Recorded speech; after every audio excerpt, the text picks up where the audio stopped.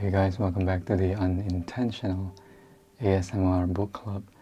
So in today's video, I will be reading A Clash of Kings, a Song of Ice and Fire. So let's begin, chapter 1. At Winterfell, they had called her Arya Horseface, and she'd thought nothing could be worse. But that was before the orphan boy Lommy Greenhands had named her Lumpy Head. Her head felt lumpy when she touched it. When Yoren had dragged her into that alley, she'd thought he meant to kill her. But the sour old man had only held her tight, sawing through her mats and tangles with his dagger. She remembered how the breeze sent the fistfuls of dirty brown hair skittering across the paving stones toward the sept where her father had died. "I'm taking men and boys from the city," Yoren growled as the sharp steel scraped at her head. "Now you hold still, boy." By the time he had finished, her scalp was nothing but tufts and stubble. Afterward, he told her that from there to Winterfell should be Arya, the orphan boy. Gate shouldn't be hard, but the road's another matter. You've got a long way to go in bad company. I got 30 this time, men and boys all bound for the wall. And don't be thinking they are like that bastard brother of yours. He shook her. "Lord Eddard gave me pick of the dungeons, and I didn't find no little lordlings down there. This lot, half of them would turn you over to the queen quick as spit for a pardon and maybe a few silvers. The other half'd do the same, only they'd rape you first. So you keep to yourself and make your water in the woods alone. That'll be the hardest part, the pissin', so don't drink no more than you need." Leaving King's Landing was easy, just like he'd said. The Lannister guardsman on the gate was stopping everyone. But Yoren called one by name and their wagons were waved through. No one spared Arya a glance. They were looking for a high-born girl, daughter of the king's hand, not for a skinny boy with his hair chopped off. Arya never looked back. She wished the rush would rise and wash the whole city away. Flea Bottom and the Red Keep and the Great Sept and everything and everyone too. Especially Prince Joffrey and his mother. But she knew it wouldn't. And anyhow, Sansa was still in the city and would wash away too. When she remembered that, Arya decided to wish for Winterfell instead. Yoren was wrong about the pissing though. That wasn't the hardest part at all. Lommy, Greenhands, and Hot Pie were the hardest part. Orphan boys. Yoren had plucked some from the streets with promises of food for their bellies and shoes for their feet. The rest he'd found in chains. "The watch needs good men," he told them as they set out, "but you lot will have to do." Yoren had taken grown men from the dungeons as well, thieves and poachers and rapers and the like. The worst were the 3 he'd found in the black cells, who must have scared even him, because he kept them fettered hand and foot in the back of a wagon, and vowed they'd stay in irons all the way to the wall.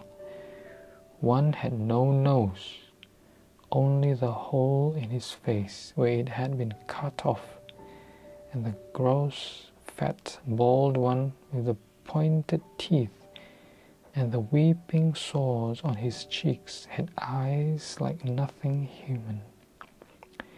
They took 5 wagons out of King's Landing, laden with supplies for the wall, hides and bolts of cloth, bars of pig iron, a cage of ravens, books and paper and ink, a bale of sour leaf, jars of oil, and chests of medicine and spices.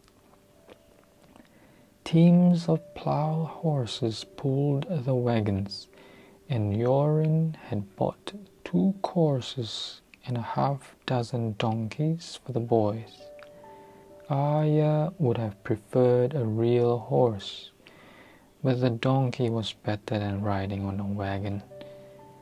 The men paid her no mind, but she was not so lucky with the boys. She was 2 years younger than the youngest orphan, not to mention smaller and skinnier, and Lomi and Hot Pie took her silence to mean she was scared, or stupid, or deaf. "Look at that sword Lumpyhead's got there," Lomi said one morning as they made their plodding way past orchards and wheat fields. He'd been a dyer's apprentice before he was caught stealing, and his arms were mottled green to the elbow. When he laughed, he brayed like the donkeys they were riding. Where's a gutter rat like Lumpyhead get him a sword? Arya chewed her lip sullenly. She could see the back of Yoren's faded black cloak up ahead of the wagons, but she was determined not to go crying to him for help. "Maybe he's a little squire," Hot Pie put in.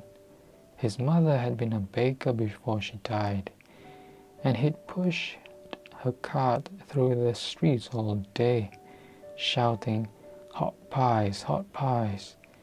Some lordy lord's little squire boy, that's it. He ain't no squire, look at him. I bet that's not even a real sword.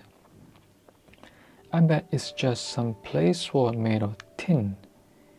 Arya hated them for making fun of Needle. "It's castle-forged steel, you stupid," she snapped, turning in the saddle to glare at them. "And you better shut your mouth." The orphan boys hooted. "Where'd you get a blade like that, Lumpy Face?" Hot Pie wanted to know. "Lumpy Head," corrected Lomi. "He'd probably stole it." "I did not," she shouted. Jon Snow had given her needle. Maybe she had to let them call her Lumpyhead, but she wasn't going to let them call Jon a thief. "If he stole it, we could take it off him," said Hot Pie. "It's not his anyhow. I could use me a sword like that." Lomi egged him on. "Go on, take off him, I dare you." Hot Pie kicked his donkey, riding closer. "Hey, Lumpy Face, you give me that sword." His hair was the color of straw, his fat face all sunburnt and peeling. "You don't know how to use it." "Yes, I do," Arya could have said. "I killed a boy, a fat boy like you. I stabbed him in the belly and he died. And I'll kill you too if you don't let me alone." Only she did not dare. Yoren didn't know about the stable boy, but she was afraid of what he might do if he found out. Arya was pretty sure that some of the other men were killers too. The 3 in the manacles for sure, but the Queen wasn't looking for them, so it wasn't the same. "Look at him," brayed Lomi Greenhands. "I bet he's going to cry now. You want to cry, Lumpyhead?" She had cried in her sleep the night before. dreaming of her father. Come morning, she'd woken red-eyed and dry, and could not have shed another tear if her life had hung on it. Alright, I hope you enjoyed that reading, and that was A Clash of Kings, A Song of Ice and Fire. If you do like this book, I recommend that you purchase it from Amazon. You can find the link in the description box. I'll provide it on this page. So until then, I will see you in the next reading. Have a good day. Goodbye.